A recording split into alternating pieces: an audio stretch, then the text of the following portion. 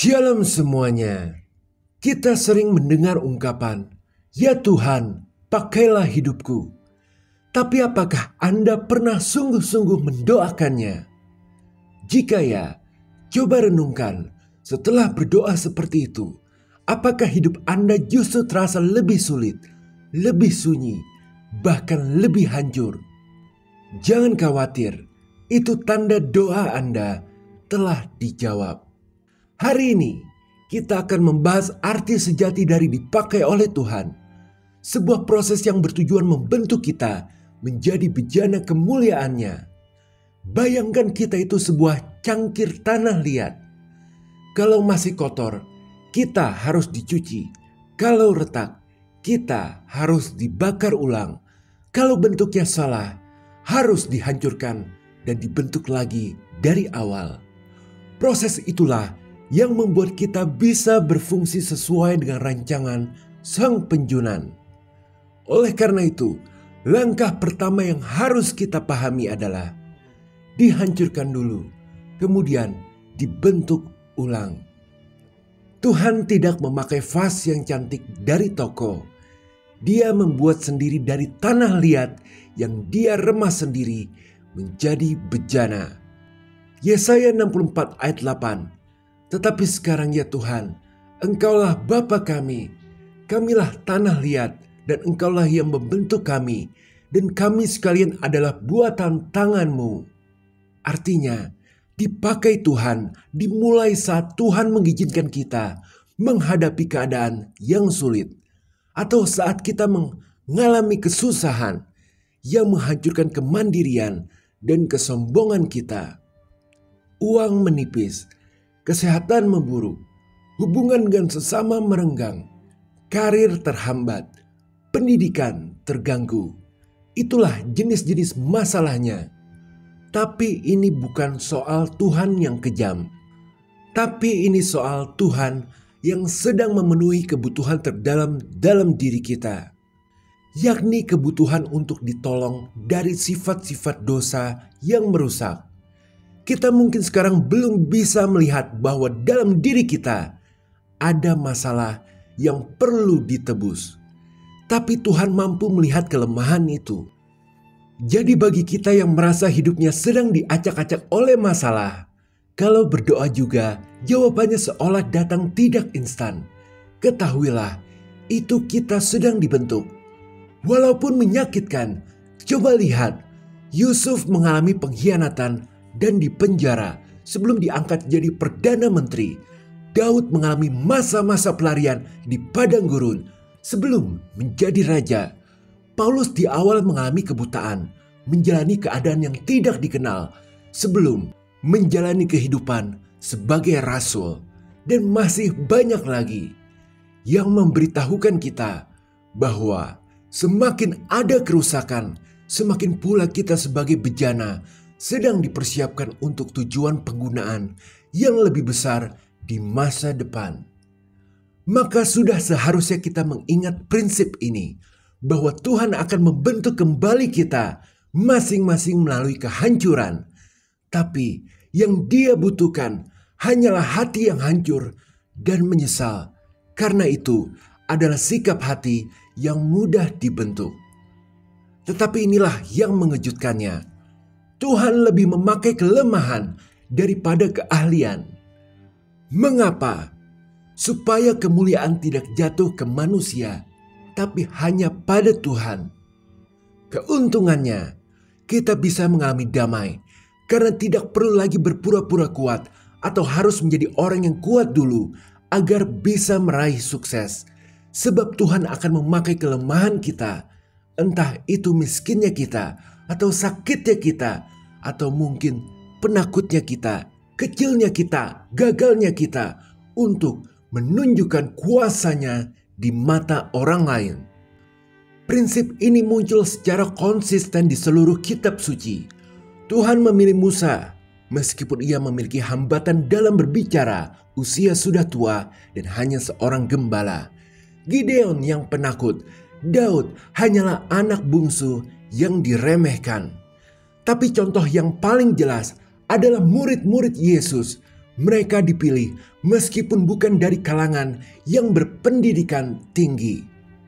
Jadi syarat dipakai Tuhan bukanlah kesempurnaan, melainkan kesediaan untuk menjadi korek api agar bisa menerangi ruangan yang gelap.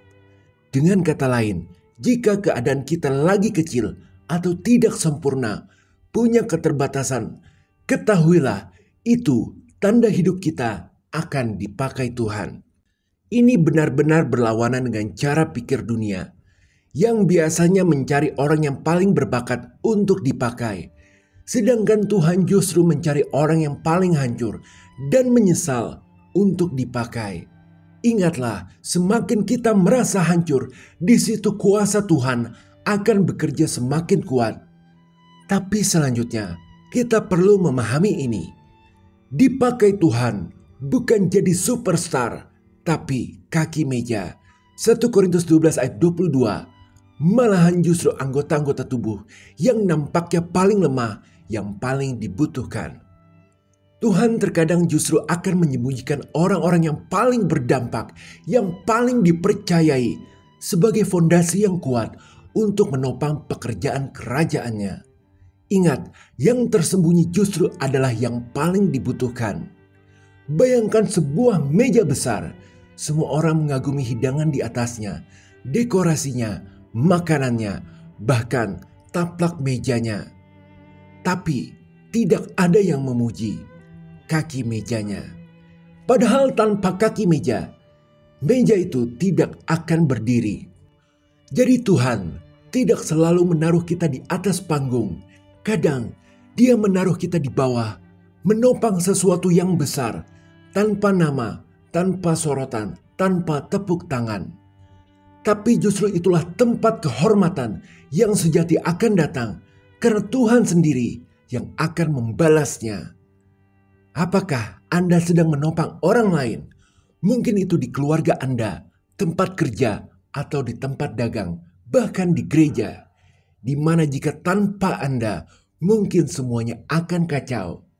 Ketahuilah, itu Anda telah mengambil peran sebagai kaki meja, sebuah tanda bahwa Anda sedang dipakai Tuhan.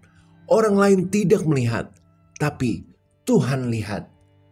Ingat, mencari validasi yang berlebihan kepada manusia adalah godaan setan.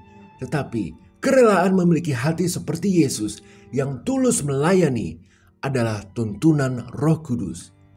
Contohnya, wanita yang mengurapi Yesus, kita bisa baca di Markus 14 ayat 3-9. Namanya tidak kita ketahui. Para murid memarahinya, tapi Yesus sendiri berkata, "Sesungguhnya, di mana saja Injil diberitakan di seluruh dunia, apa yang dilakukan ini akan disebut juga untuk mengingat dia." Wanita itu bukan superstar, tapi dia adalah kaki meja yang menopang sebuah momen kekal. Buktinya, hari ini kita masih membicarakannya ribuan tahun setelah tindakannya terjadi. Jadi kalau kita lagi merasa seperti tidak penting, tidak kelihatan, dan tidak dianggap, dan itu membuat kita merasa mustahil untuk bisa berhasil, berhentilah percaya kebohongan itu. Karena di mata Tuhan, yang pertama akan menjadi yang terakhir, dan yang terakhir akan menjadi yang pertama. Maka Tuhan tidak anti melihat kita gagal, sebab kita dipakai Tuhan justru saat mengalami kegagalan total. Banyak orang mengira kegagalan adalah akhir dari segalanya, tapi tidak di mata Tuhan. Faktanya, sering di titik terendah kita, Tuhan justru memulai kisahnya yang paling dahsyat. Lihatlah Petrus, ia pernah bersumpah bahwa dirinya tidak akan pernah menyangkal Yesus. Tapi ketika Yesus ditangkap 3 kali, Petrus menyangkal dia. Itu bukan kegagalan biasa. Itu adalah pengkhianatan besar karena dia menyangkal Tuhannya. Namun justru setelah kegagalan itu, Yesus menemuinya kembali. Yesus bertanya 3 kali, "Simon, anak Yohanes, apakah engkau mengasihi aku?"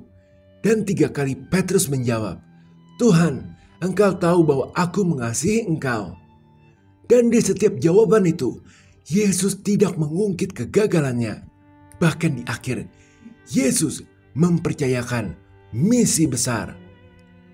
Gembalakanlah domba-dombaku. Ini adalah adegan pemulihan yang luar biasa.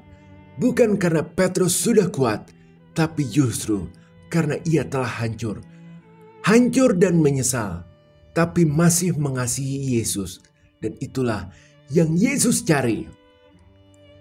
Jadi saat kita sudah kehabisan tenaga, kehilangan muka, dan tidak punya rencana cadangan, di saat semua kekuatan kita runtuh dan tidak ada lagi yang bisa kita banggakan, di sanalah Tuhan sering turun tangan, bukan untuk menghakimi, apalagi menghukum, tapi untuk memulihkan dan mempercayakan sesuatu yang baru. Karena ia mau memakai kegagalan kita sebagai alat kesaksian, agar kita yang dulu jatuh bisa jadi penghiburan dan kekuatan bagi orang lain yang sedang jatuh. Apa yang dulu membuat kita menangis, sekarang bisa membuat orang lain bangkit. Itulah kenapa kadang Tuhan tidak langsung cabut kita dari penderitaan, karena Dia sedang menulis kesaksian hidup yang kelak akan menyentuh banyak hati.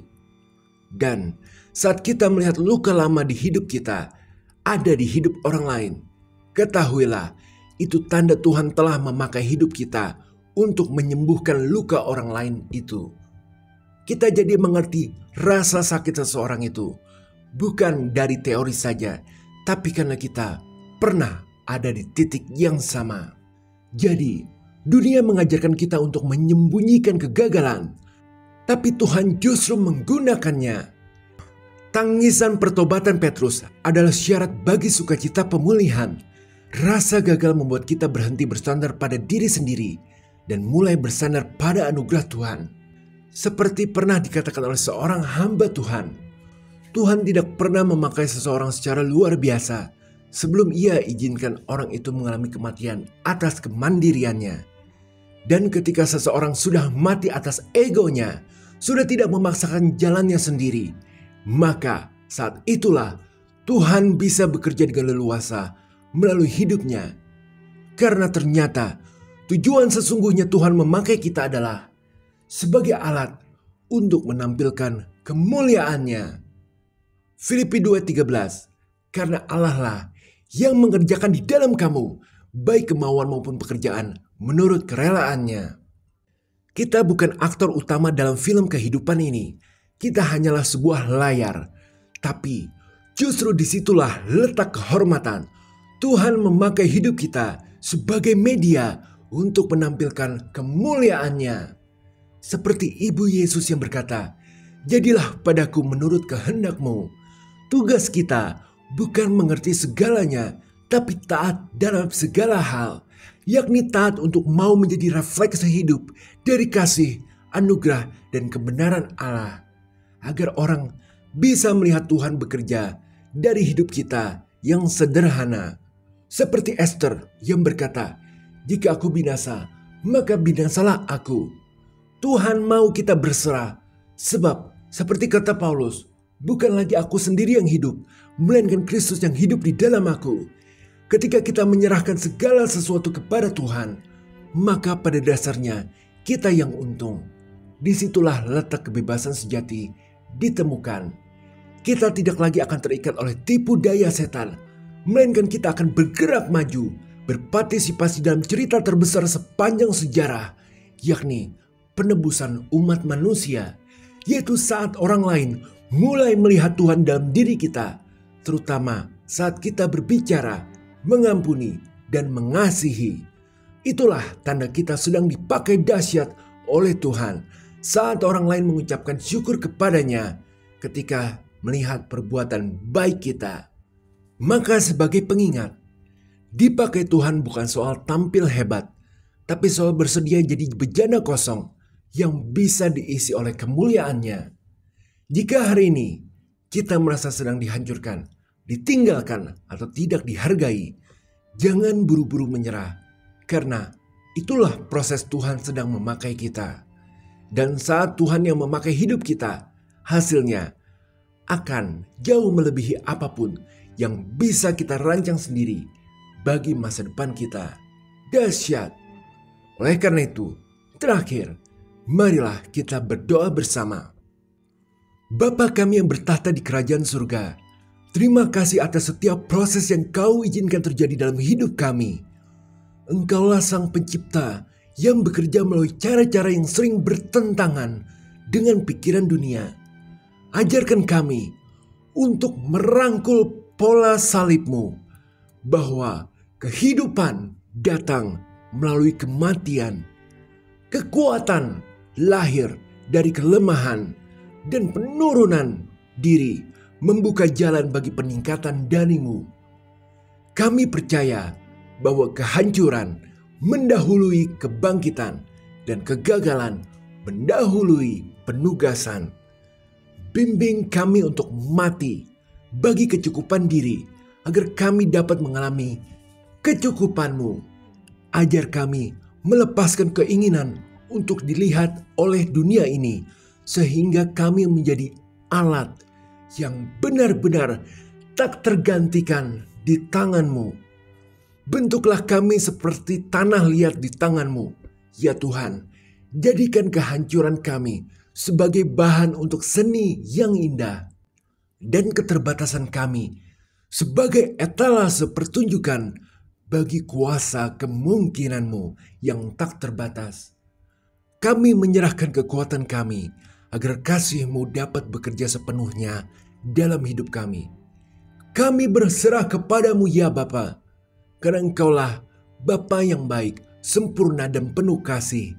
Kiranya melalui penyerahan diri, kepercayaan, dan ketersediaan kami, Engkau dipermuliakan dalam segala sesuatu. Di dalam nama Tuhan Yesus, kami berdoa. Haleluya. Amin. Tuhan Yesus memberkati.